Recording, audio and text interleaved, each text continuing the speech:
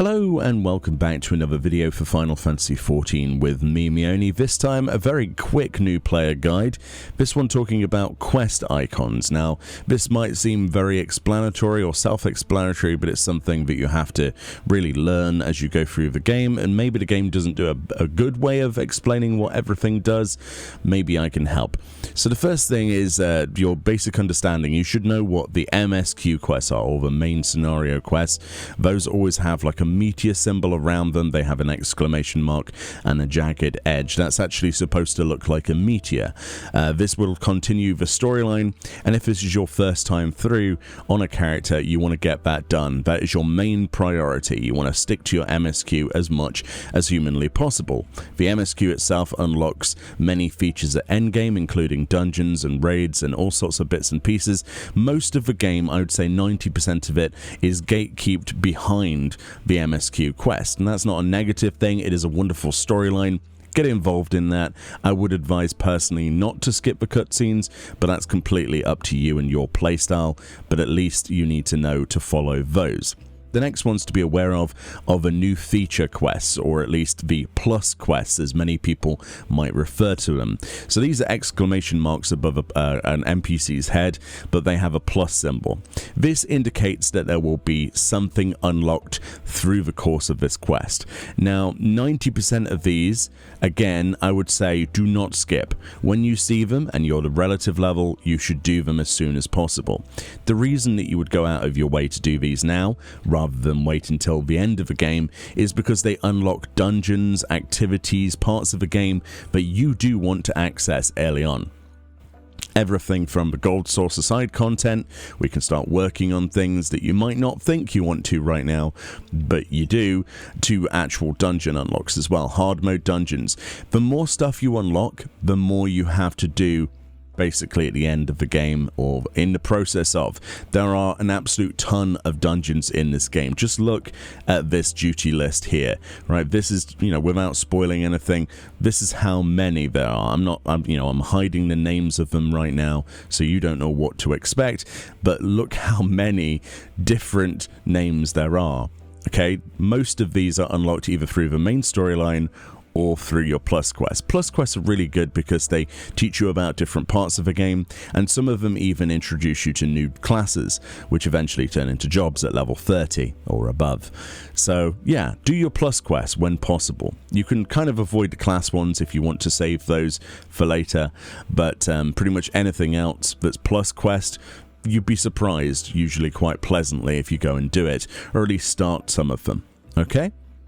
So definitely do your plus quests. Oh, and do your job quests as well. Definitely return to your class hall, your area where you picked up your class, and follow that storyline, and make a note of when your next quest will be. Usually there'll be it'll be red, and it'll tell you what level you need to return. You need to make sure that you level up at the same time as doing your class quest to actually have abilities on your bar. A lot of stuff is taught through these quests, especially the job quests themselves. Make sure you do those as you level, otherwise you'll get into an opportunity where you don't have an ability that's needed for part of your rotation, and it might actually change the way that you feel about your job negatively, whereas if you'd had that ability, maybe you would have felt like it made more sense. Maybe a few off-global cooldowns that you're missing. So definitely check out your class and job quests and do them as you can. The next type of quest is the Hall of Novice quest. You'll see like a sprout icon. This might be above your head right now, being a new player. There's a particular character called the Smith, and this guy shows up in all different areas. If you go to an inn room, for example, in Gridania, you will find the Smith there. This guy will give you access to the Hall of the Novice. Now, the Hall of the Novice sounds like a waste of time, right? Complete garbage. Apart from it will give you a set of gear upon completion of all of the steps. So it does a poor job of teaching you how to tank, for example. There are bits missing from it. It's just an introductory quest, but whatever job you're on, you can run that and you'll get a set of gear, and then you can be a ranged DPS, a magical caster, a healer, a tank. Just you can switch between the different jobs and you'll get different gear as a reward once you've completed that. And that's really quite good gear that will help you along the way, and it actually looks really good as well. So if you're into endgame glamour, if you want to look cool, some of the bits I still use to this day. So definitely do the Smith stuff. That will teach you how to play the game in a roundabouts way. That's what that means if you see it above someone's head.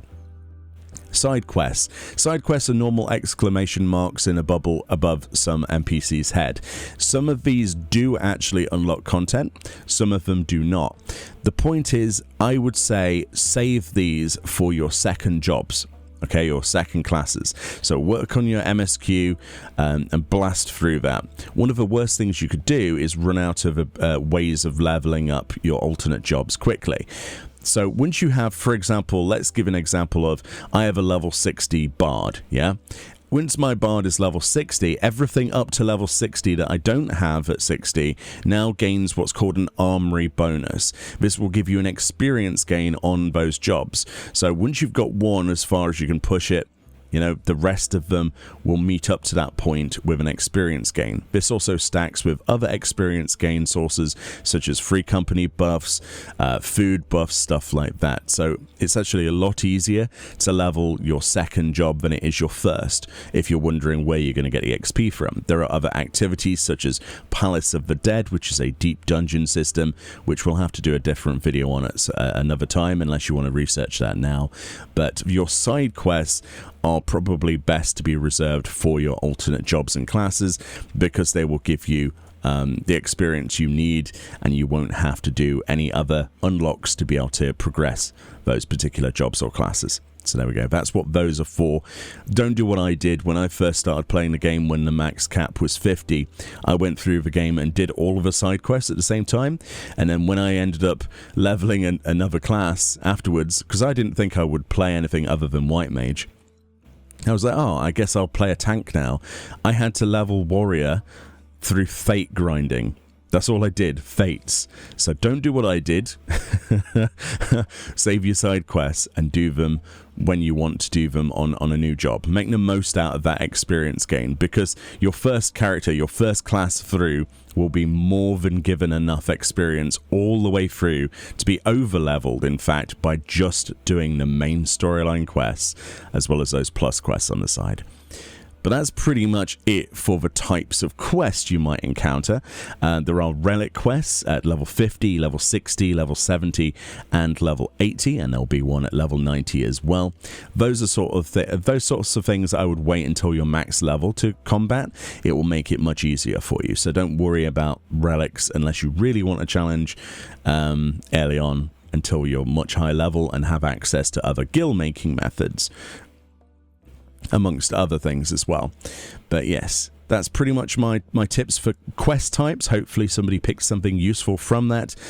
For more information like this and for more videos, be sure to hit that sub button, because I'll go through more new player guides as we go. Much love, enjoy the rest of your day, and I'll see you all next time. Bye bye.